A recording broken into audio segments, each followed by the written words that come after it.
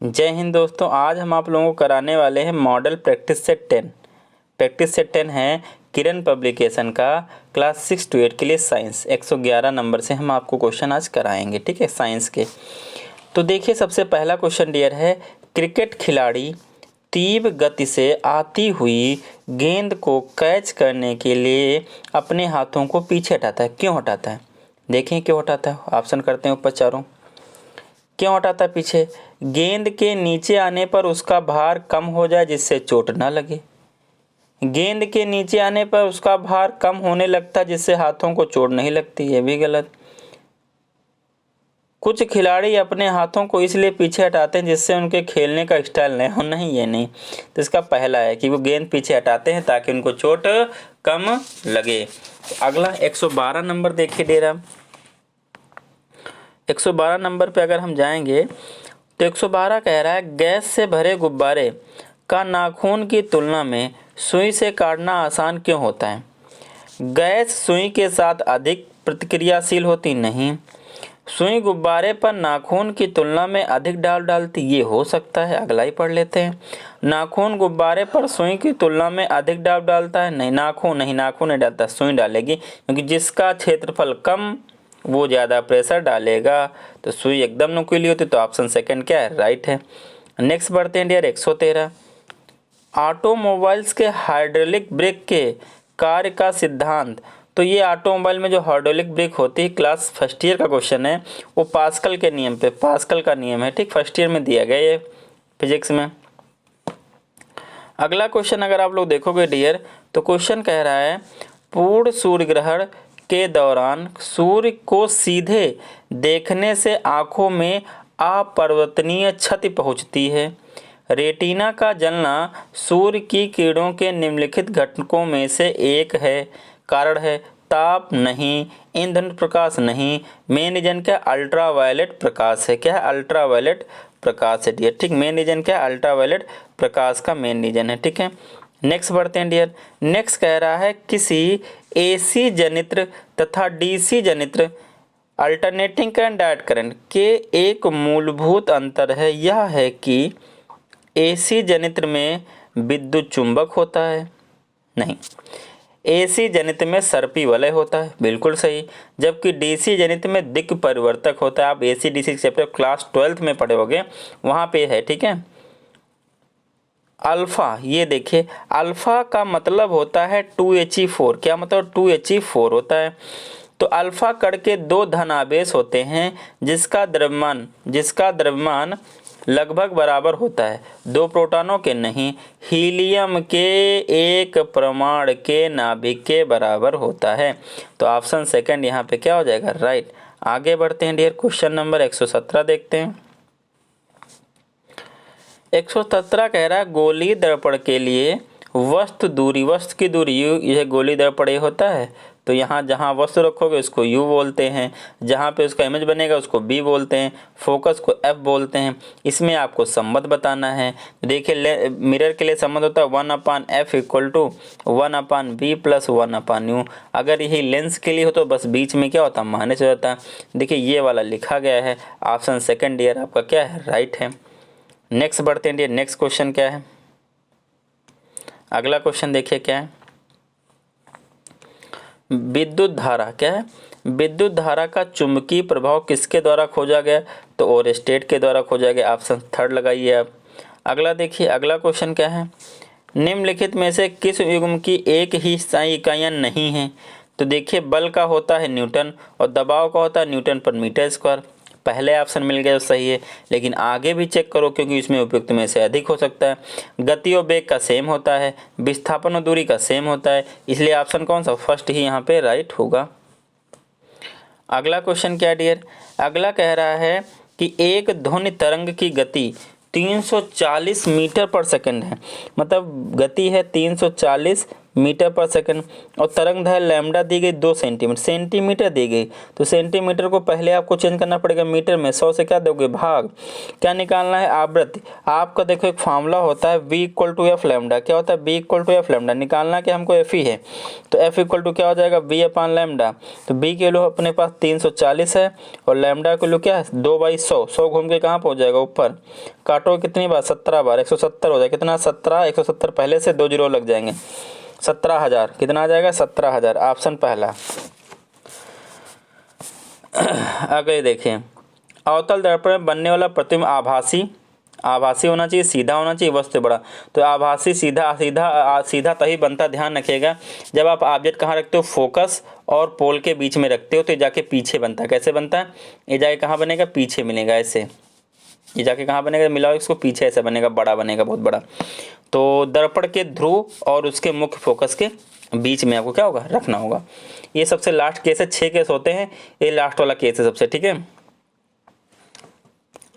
122, किसी परिपथ में प्रेरित धारा की दिशा किसके द्वारा दी जाती है, तो प्रेरित धारा की दिशा बता रहा है तो फ्लेमिंग के दाहिने हाथ के नियम से, ऑप्शन सेकंड राइट है। अगला देखिए, फिर न्यूमेरिकल दे दिया, क्या बोला गया, 12 वोल्ट का विभवांतर, मतलब B = आपका हो गया 12 वोल्ट होने वाले 2 बिंदुओं के बीच है, किया गया कार्य 36 W = 36 जूल। उन बिंदुओं के बीच बहने वाला आवेश बताइए। तो देखिए आपके पास फार्मूला होता है B = क्या होता है W/Q, हमको निकालना Q क्रॉस मल्टीप्लाई करोगे B × Q = W हो जाएगा। तो Q = क्या हो जाएगा W/B, W की वैल्यू 36, B की वैल्यू 12, तो 12 3 36, कितना आ जाएगा 3 कूलम, ऑप्शन पहला। नेक्स्ट बढ़ते हैं डियर, नेक्स्ट कह रहा है लोहे के बुरादे में तनु हाइड्रोक्लोरिक अम्ल मिलाने पर क्या होता है। लोहे का बुरादा Fe, HCl मिलाओगे तो क्या बनेगा, FeCl3 बनेगा और प्लस हाइड्रोजन गैस निकलेगी। तो हाइड्रोजन गैस और आयरन क्लोराइड का उत्पादन होगा, पहला ही राइट है, आगे देखने नहीं, देख लेना लेकिन इसमें एक ही सही होता है ऐसे क्वेश्चन में। आगे देखें, अगला क्वेश्चन 125 कह रहा है डियर, 125 क्या कह रहा है देखिए, आवर्त तालिका में किसी तत्व के गुणधर्म पर निर्भर करते हैं, किसके, प्रोटॉनों की संख्या। यहाँ पे कभी कभी ऑप्शन में चेंज कर देगा परमाणु क्रमांक, तो प्रोटॉन और परमाणु क्रमांक क्या होते हैं, बराबर होते हैं, तो यही ऑप्शन आपका क्या होगा, राइट होगा। अगला देखिए 126 नंबर क्या कह रहा है, अम्ल के संबंध में निम्नलिखित में से कौन सही है। तो लाल लिटमस को नीला करता नहीं, ये नीले को लाल करता, पहला तो गलत हो गया। जलीय और घुली हुई स्थिति में विद्युत का संचालन बिल्कुल करता है, यही ऑप्शन सेकंड क्या है, राइट। OH नहीं H देता है, ठीक है। आगे देखिए, सोडियम, मैग्नीशियम, एल्यूमिनियम और सल्फर आवर्त सारणी के तीसरे आवर्त से संबंधित हैं, इनमें से कौन सा अम्लीय है। ये दोनों धातुएं हैं, ये क्या बनाते हैं, हाइड्रोक्साइड में MgOH NaOH बनाते हैं, आपका सल्फर डाइऑक्साइड बनाता है, ये कैसा होता है, अम्लीय होता है। तो ऑप्शन थर्ड क्या है, राइट है, ठीक है। आगे देखिए question number 1 second year, question number 128 देखिए, थोड़ा सा लंबा क्वेश्चन है, मतलब न्यूमेरिकल है, लंबा नहीं न्यूमेरिकल है, थोड़ा सा बड़ा होगा। देखिए क्या बोला गया है, एक विलयन में पानी का 320 ग्राम मात्रा है, 47 ग्राम लवण की मात्रा, मतलब 320 ग्राम पानी में 47 ग्राम लवण घोला गया, नमक घोला गया। तो द्रव्यमान प्रतिशत द्वारा विलयन की सांद्रता की गणना कीजिए। बहुत आसान होता है, 47 को आप ऊपर रखिए, नीचे क्या करिए, इन दोनों को जोड़ के, तो 320 + 47 इंटू क्या कर दीजिए 100 करिए, तो ऊपर हो जाएगा 4700, नीचे हो जाएगा 7 4 2 6 और 3 367। अब आपको 4700 को 367 से कट करना है, कट करिए। पहले आप टेबल लगाइए किसकी, एक बार लगाओगे तो 367 आ जाएगा, फिर 10 में 7 गया 3, 6 में 6 गया 0, 4 में 3 103 बचेगा, ये 0 उतार लेंगे, फिर लगा देंगे 3 बार, 2 बार लगेगा, 3 बार लगेगा नहीं, 3 2 7 14 और 2 6 12 और 1 13 और 2 3 6 7 घटाओगे तो 10 में 4 गया 6, 12 में 3 गया 9 और 9 में 7 गया 2। अभी देखो यहाँ पे 12.6 12 पॉइंट समथिंग आ रहा है, लेकिन अब हम पॉइंट लगाएंगे 0 बढ़ लेंगे तो देखो 8 बार अप्रॉक्सीमेटली लग जाएगा, चेक नहीं करना है, तो आपका 12.8 ही हो जाएगा। ठीक है, देखिए डियर 129 नंबर देखते हैं क्या है। 129 नंबर डियर आपका कह रहा है डाल्टन की पद्धति के अनुसार निम्नलिखित में से कौन सा कथन सही है। समान तत्वों के अणुओं का परमाणु द्रव्यमान समान होता नहीं, परमाणु पदार्थों के अविभाज्य कण है, मतलब इसके और ज़्यादा टुकड़े नहीं किए जा सकते हैं। 117 ही सही है, सेकंड ही सही है। अगला देखिए क्वेश्चन नंबर 130। देखिए 20 क्वेश्चन आपके होने वाले हैं, 20 और बचे। निम्नलिखित में से किस यौगिक का उपयोग टूटी हुई हड्डियों की मरम्मत के लिए किया जाता है। तो plaster of Paris CaSO4 into half H2A, ये बनता है CaSO4 इंटू 2H2O को गर्म करके। ठीक है, इसके 1.5 पानी उड़ जाता है तो बचता है हाफ H2O। ठीक है, ये होता है जिप्सम, ये होता है प्लास्टर ऑफ पेरिस। ठीक है, देखिएगा डियर आप लोगों को अगर PDF चाहिए तो आप न्यू टेलीग्राम चैनल है उसको ज्वाइन कर लीजिए, उसकी लिंक डिस्क्रिप्शन बॉक्स में दी गई है। ठीक है, और उसका लिंक मैंने पुराने चैनल पे भी डाल दिया है, पुराना चैनल मतलब टेलीग्राम के पुराने चैनल पे। ठीक है, क्योंकि उस चैनल पे PDF सेंड नहीं हो रही है पुराने, इसलिए मुझे नया चैनल बनाना पड़ा। उस पर सारी PDF मैंने पुराने वाले सेंड कर दी हैं, ये नई PDF वहीं पे मिलेंगी। तो आप लोग चैनल पे उसी नाम से चैनल है, बस क्या है उसमें वो चैनल आप लोग ज्वाइन करके पुराना वाला चैनल डिलीट कर दीजिएगा, ताकि आप लोग नया चैनल अपने में पाइए। ठीक, क्योंकि सेम चैनल बना हुआ है, बस उसमें PDF सेंड नहीं हो रही है। ठीक है, देखिए आगे देखिए, अगला टॉपिक आपका है 3p6 विन्यास में चौथा इलेक्ट्रॉन की चारों क्वांटम नंबर। देखिए quantum number N L M S होते हैं। ठीक है, 3p6 n निकालना बहुत आसान, जो यहाँ पे होगा वो n होगा, तो मतलब n की वैल्यू कितनी आ गई आपके पास भैया 3 आ गई। और L निकालना भी बहुत आसान है। L क्या होता है, L जो होता है SPDF होता है, S के लिए 0, P के लिए 1, D के लिए 2, F के लिए 3, तो कौन है P के लिए कितना हो जाएगा 1 हो जाएगा। उसके बाद जो M होता है, M जो L की वैल्यू होता है यहीं से लेके माइनस से लेके -1 0 1 यहाँ से, लेकिन कौन सी वैल्यू लेंगे वो बताएगा आपको। बोला चौथा इलेक्ट्रॉन, तो ये टेबल बनाओ, क्या बनाओ टेबल बनाओ। देखो पहला इलेक्ट्रॉन, दूसरा इलेक्ट्रॉन, तीसरा इलेक्ट्रॉन, चौथा किसमें है, इसमें है, तो यहाँ से करेंगे -1 0 1 डब्बा होता है ऐसे, तो यहाँ पे M की वैल्यू क्या हो जाएगी -1 हो जाएगी। और L की वैल्यू S की वैल्यू स्पिन, अगर एरो ऊपर तो प्लस हाफ, नीचे तो माइनस। अब देखो एरो चौथा इलेक्ट्रॉन क्या नीचे, तो क्या माइनस हाफ। चौथे इलेक्ट्रॉन का पूछा था इसलिए 4 ही बनाए हैं, तो ऑप्शन नंबर सेकंड इसका क्या है, राइट है। ठीक है, आगे बढ़ते हैं 132 नंबर।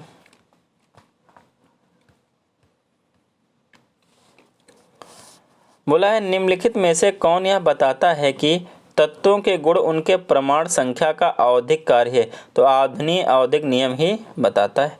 नेक्स्ट बढ़ते हैं क्वेश्चन। नेक्स्ट क्वेश्चन आपका है एक डायमंड में प्रत्येक कार्बन परमाणु से बंधे होते हैं, तो आसान से क्वेश्चन 4 अन्य कार्बन परमाणुओं से क्या होते हैं, बंधे होते हैं। 4 अन्य कार्बन परमाणुओं से क्या होते हैं डियर, बंधे होते हैं। अगला क्वेश्चन अगर आप नीचे देखोगे इसके, तो क्या है नीचे वाला क्वेश्चन अगर आप देखोगे तो यहाँ पे है एक लोहे, क्या बोला गया, एक लोहे का ब्लेड नीले विलयन में डाला गया है, आधे घंटे के पश्चात विलयन का रंग हरा हो जाता है और भूरे रंग का निक्षेप ब्लेड पर देखा जाता है। इस सूचना के आधार पर आप निम्नलिखित में से क्या कहोगे। ये आपका क्लास 10th में एक एक्टिविटी दी गई है, तो जब Fe को क्या करोगे, कॉपर सल्फेट के विलयन में करोगे तभी ऐसा होगा। तो ऑप्शन क्या है, नीले, हाँ, ब्लेड पर भूरे रंग का निक्षेप कापर का है, किसका है, कापर का, ये पूछा किसका है। ठीक है, तो किसका है, कापर का है। ऑप्शन नंबर कौन सा, थर्ड वाला क्या होगा, राइट होगा आपका। 135 देखिए, एक तत्व क्या है, एक तत्व A पानी के साथ क्रिया करके एक घोल बनाता है। ठीक है, जो फिनोफ्थलीन इंडिकेटर को गुलाबी कर देता है। अगर फिनोफ्थलीन को गुलाबी करेगा इसका मतलब क्या है, बेस है, एसिड कोई रंग ही नहीं रहता है। तो एक क्या होगा, तो देखिए ये तो भैया क्या बनाते हैं, एसिड बनाते हैं, बेस बनाने वाला अकेला कौन है, सोडियम। तो ऑप्शन नंबर थर्ड ही क्या होगा, राइट होगा। नेक्स्ट पढ़ते हैं डियर 15 क्वेश्चन और बचे इंडियन। सैक में मतलब शैवालों की बात कर रहा है सैक, ठीक है। सैक मतलब शैवाल या कवक, ठीक है। सेरेडियम, सेफ्लोडियम और इसेडियम साधन है, ये किसके साधन है? तो ये अलैंगिक प्रजनन के साधन है। क्या है? अलैंगिक प्रजनन के साधन है। अगला है एस्परगिलोसिस। एस्परगिलोसिस के बारे में निम्नलिखित में से कौन सा कथन सही है? तो एस्परगिलोसिस क्या है? यह एक संक्रमण है, बिल्कुल सही। यह एक एलर्जिक रिएक्शन है, बिल्कुल सही। यह एक कवक वृद्धि है, ये भी सही। तो इसमें क्या हो जाएगा? उपयुक्त में से एक से अधिक, 137 का। आगे बढ़ते हैं क्वेश्चन। जब एक विषाणु जीवाणु पर आक्रमण करता है तब परिपोषी में प्रवेश करने वाला पदार्थ बनता है, तो कौन सा पदार्थ बनता है? तो नाभिकीय अम्ल बनता है। कौन सा बनता है? नाभिकीय अम्ल बनता है, ठीक है। आगे सर्पों की विशेष ग्रंथियां किसके समांग होती हैं? किसके? विष ग्रंथियां, सॉरी।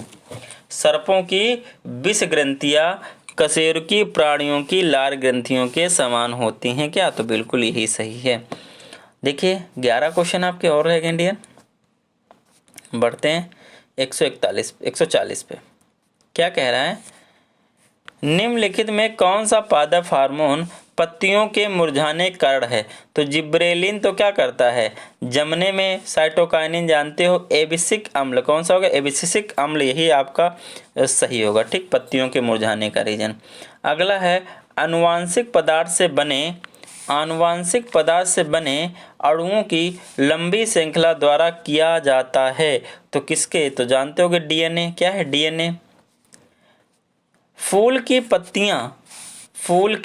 पत्तियां किसी विलयन में अम्ल या क्षार उपस्थित का संकेत नहीं देती हैं, तो ये आपका है चमेली की पत्तियों का इंडिकेटर के रूप में यूज नहीं किया जाता है। अगला ये तो आंसर आप लोगों को पता होगा। निम्नलिखित में से कौन सा सूक्ष्मजीव नाइट्रोजन स्थिरीकरण में मुख्य भूमिका निभाता है? तो कौन है? राइजोबियम है। कौन है? राइजोबियम। 143 का कौन? पहला। दलहनी फसलों की जड़ों में ये पाया जाता है। अगला है जब पुंकेसर के तंतु स्वतंत्र होते हैं, पुंकेसर मतलब नरबाध होता है फूलों का, और परागकोश जुड़े होते हैं, तो इस अवस्था को कहते हैं आपको सिंजेनेसियस कहते हैं, ठीक है। Option number 3। अगला देखिए किसी मरीज का पित्ताशय अगर देखो 145 का, किसी मरीज का पित्ताशय साल चिकित्सा मतलब ऑपरेशन के द्वारा निकाल दिया गया है। निम्नलिखित में कौन सा आहार संबंधी सलाह उसके लिए मददगार होगी? उच्च प्रोटीन आहार से बचो, भोजन में नमक की अधिक मात्रा से बचो, उच्च वसायुक्त मतलब वसायुक्त कम खाओ, उच्च वसायुक्त आहार से बचो। ऑप्शन 3 वाला क्या है? राइट है। आगे देखिए 146 नंबर क्या आपका। निम्नलिखित में से विटामिनों के उस सेट को पहचान करो जो यकृत में भंडारित रहते हैं और हमारे शरीर की दैनिक आवश्यकता नहीं है। तो ADEK, ये ऑप्शन 3 इसका क्या राइट होगा? ADEK ये जल में घुलन, BC क्या होते हैं? जल में घुलनशील होते हैं, तो बाकी ये यकृत में रहते हैं, ठीक। ADEK। आगे देखिए किसी पौधे का मुरझाना निम्नलिखित में से किसके कारण होता है? तो पौधा अगर मुरझाएगा तो अत्यधिक वाष्पोर्जन होगा, उसमें पानी की कमी हो गई ज़्यादा, उसमें पानी बहुत ज़्यादा बहा दिया उनकी पत्तियों ने, उसने कर दिया, ठीक है। आगे देखें 148 नंबर, ये इसको थोड़ा समझिएगा, क्या लिखा समझिएगा थोड़ा। एक्स ग्रंथियां युग्म में उपस्थित होती हैं और रक्तचाप को नियंत्रित करने वाला हार्मोन स्रावित करते हैं, तो ये कौन सी ग्रंथि है? एड्रेनिल होगी। कौन होगी? एड्रेनिल किसमें मिला? पहला यही, बस XYZ पूछा है, यही ऑप्शन हो जाएगा। ये हार्मोन को स्रावित करने का आदेश, तो पीयूष ग्रंथि क्या करती है? हार्मोन को स्रावित करने का आदेश देती है। जेड ग्रंथि से प्राप्त करती है वृद्धि हार्मोन। YZ हार्मोन को भी स्रावित करता है, तो XYZ क्रमशः हैं एड्रेनल, पीयूष और वृद्धि हार्मोन। ऑप्शन 2 क्या हो जाएगा? राइट हो जाएगा। 149 देखिए चक्रवात के बारे में कौन सा कथन सही है? झंझा का क्षेत्र एक शांत क्षेत्र है? नहीं। बहुत ही उच्च दाब का तंत्र उत्पन्न होता है जिसके चारों ओर उच्च वेग की वायु घूमती है। चक्रवात के भीतर, अब देखिए यहाँ पे तो कई सारे ऑप्शन सही हो सकते हैं, ठीक है, ये भी सही है आपका, उच्च दाब होता है। चक्रवात के भीतर बवंडर, ये भी सही है। पवन की दिशा चक्रवात में अच्छा नीचे ऑप्शन दिया है, चक्रवात में सहयोग करती है, डी भी सही। तो ऑप्शन कौन, थर्ड वाला होगा, B C D, option third क्या है, राइट है। आज का ये लास्ट क्वेश्चन है, ठीक है, किस विटामिन की हीनता के कारण, किस विटामिन की हीनता के कारण भोजन से कैल्शियम के अवशोषण की दर कम हो जाती है, बताइए कौन सा होगा। देखो 20 मिनट में सारे क्वेश्चन आपके हो गए हैं, ठीक है। क्या बोला गया है, पीछे देख लेते हैं। किस विटामिन की हीनता के कारण भोजन में कैल्शियम के अवशोषण की दर कम हो जाती है। तो किसकी हीनता होगी, तो क्या, विटामिन डी की कमी से। किसकी कमी से, विटामिन डी की कमी से। तो दोस्तों ये साइंस प्रैक्टिस सेट कौन सा था, 10 था। कौन सा था, 10 था। 10 के आप प्रैक्टिस सेट के सारे क्वेश्चन खत्म हो गए, किसके, साइंस के, ठीक है। अभी मैथ वगैरह बाकी है। तो ये आपका प्रैक्टिस सेट 10 खत्म हो गया डियर। आप लोगों से रिक्वेस्ट है डियर, प्लीज़ चैनल को सब्सक्राइब कर लीजिए। और कल साइंस ही आएगी प्रैक्टिस सेट किसकी, 11 का साइंस ही करा दूंगा। मैथ दे चलता रहेगा। आज एक वीडियो मैथ का भी अपलोड होगा अभी, ठीक है। ओके, जय हिंद दोस्तों, मिलते हैं नेक्स्ट वीडियो में।